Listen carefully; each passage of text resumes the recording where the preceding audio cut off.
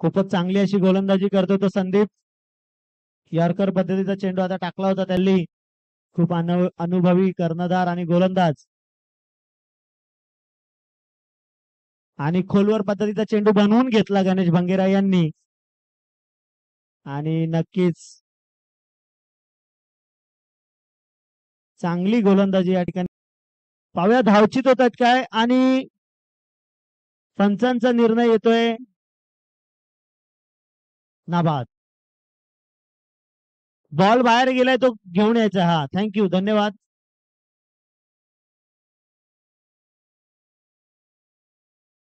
अशी अतिशय चमकदार कामगिरी करताना पाहायला मिळतोय तो संदीप गुंडापल्ली.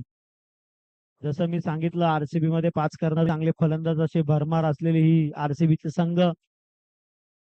फलंदाजीसाठी आलाय तो यश. आणि स्लोअर पद्धतीचा अपब्रेक पद्धतीचा हा चेंडू होता.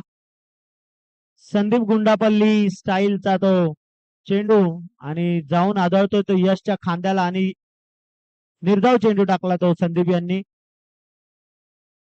धाव संख्या झाले 9 धावा. खूपच चांगली अशी पकड आरसीबी संघाने या. पाहिजे चौथा चेंडू संदीप करते ते निहाल यांना. काहीचा फुलटॉस टाकलेला चेंडू होता. चेंडू पुन्हा हवेत जातोय. पुन्हा रवी झेलच्या अंडर येत आहेत आणि तिकडे सोप्पा झेल रवी यांच्या माध्यमातून घेतला जातोय. चौथा चेंडू 10 धावा अजूनही जिंकण्याकरता सनरायझर्स हैदराबाद या संघाकरिता. मला लिस्ट अपडेट करायचे. एक चांगला चेंडू तिकडे बघायला भेटलाय.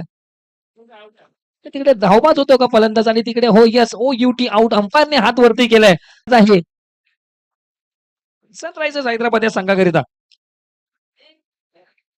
आता मात्र तिकडे हलक्या हाताने खेळले किशोर यांनी एक धाव नक्कीच कंप्लीट केली जाते. त्या दरम्यान धाव संख्या पुढे सरकते. धावा होते. पहिला चेंडू संदीप करतील ते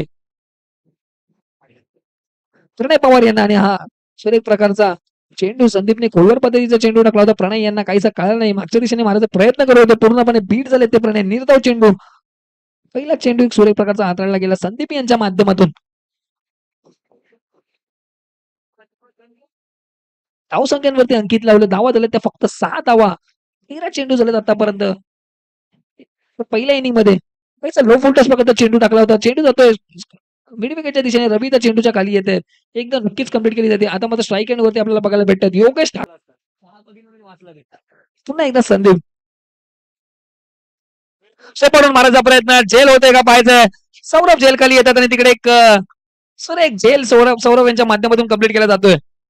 आता मात्र आरसीबी 2 मॅच हारल्यानंतर आता मात्र त्यांना कमबॅक करायचं एक मौका भेटतो आणि त्याच्यामध्ये पूर्णपूर प्रयत्न करते रॉयल चॅलेंजर्स बँगलोर अर्थात सुशांत निकम अँड कंपनी.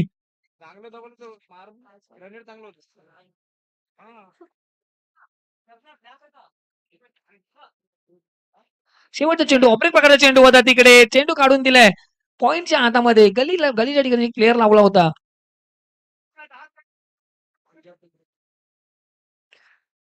चूक पद्धतीची गोलंदाजी आपल्याला बघायला भेटली संदीप गुंडपल्ली यांच्या माध्यमातून. तर यानंतर होणारा सामना पंजाब आणि कोलकाता अर्थात King 11 Punjab versus Kolkata Knight rider